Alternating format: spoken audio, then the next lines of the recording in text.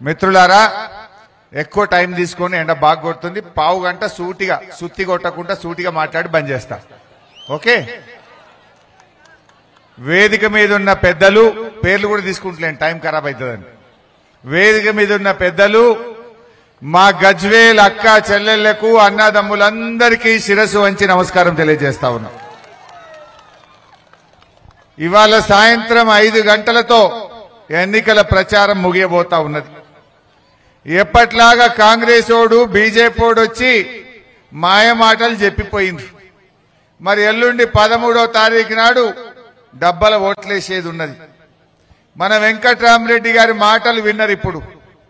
ఒక ఆయన్నేమో దేవుడి మీద ఒట్టు పెడుతుండు ఇంకొక ఆయన్నేమో నేను తప్పక చేస్తా అని మన మీదనే ఒట్టు పెడుతుండు కానీ వెంకట్రామరెడ్డి నేను చెప్పిన పనులన్నీ చేస్తానని ఆయన భార్య పిల్లల మీద ఒట్టు పెట్టి మీకు ఇప్పుడే మాట ఇచ్చాడు అంటే నిజమైన సేవకుడి గనక ఎవరన్నా సొంత కుటుంబం మీద ఒట్టు పెట్టుకుంటారా చేసేది ఉంటేనే పెట్టుకుంటారు పక్కా బరాబర్ ఇచ్చేది ఉంటేనే పెట్టుకుంటారు ఇవాళ కాంగ్రెస్ ఓడేమో దేవుని మీద ఒట్టు పెడుతుండు బీజేపీ ఓడేమో మన నెత్తి మీద చేయి పెడుతుండు కానీ వెంకట్రామరెడ్డి గారు తన కుటుంబం మీద ప్రమాణం చేసి నేను గెలవగానే ఇక్కడ ఉండే పేద విద్యార్థులకు చదువు నేను ఫీజులు కట్టడానికి సాయం చేస్తా అంటుండు పిల్లలకు ఉద్యోగాలు వచ్చేటట్టు ట్రైనింగ్ గజ్వేల్లోనే స్వంత ఖర్చులతో ఇప్పిస్తా అంటుండు రూపాయికే ఫంక్షన్ హాల్ ఇస్తా అంటుండు పేదలకు 10 లక్షల రూపాయల బీమా చేస్తానని ఇలా ముందుకొచ్చిన వెంకట్రామరెడ్డి గారిని మీరందరూ ఆశీర్వదించాలని చెప్పి నేను కోరుతా ఉన్నా ఇలా ఎన్నికలున్నా ఎన్నికలు లేకపోయినా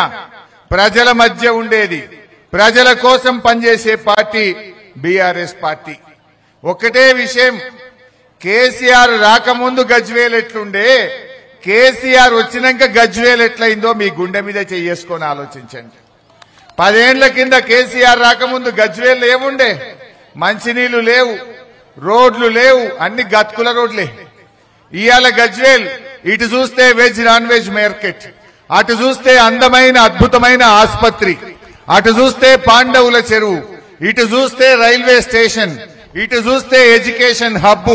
అటు పోతే ఇంటిగ్రేటెడ్ ఆఫీస్ కాంప్లెక్స్ ఎన్ని గజ్వేల్ రూపు రేఖలు మార్చిండు కదా కేసీఆర్ గజ్వేల్ నవ నిర్మాత ఇలా కేసీఆర్ తెలంగాణ ప్రదాతనే